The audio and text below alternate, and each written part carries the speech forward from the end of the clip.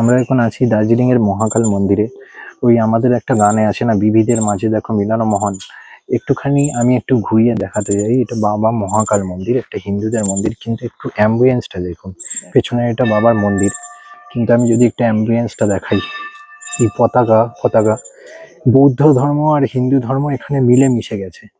এরকম মন্দির আপনারা হয়তো অনেকেই এসছেন, কেউ এইভাবে ভেবেছেন কিনা আমি জানি না, যে এখানে একটা হিন্দু ধর্ম এবং বৌদ্ধ ধর্মে কি সুন্দর মিলন হয়েছে। পতাকা থেকে শুরু করে সবকিছুই রং বেরঙের জিনিস, যেটা বৌদ্ধ ধর্মের মূল উপজীব্য বিষয়।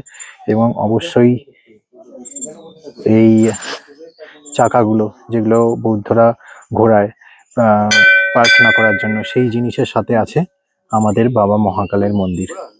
তো মন্দিরের ভেতরে আমরা ভিডিও করব না, জাস্ট বাইরে একটুখানি ভিডিও করে আমরা ভেতরে ঢুকছি এখন মহাকাল মন্দিরে।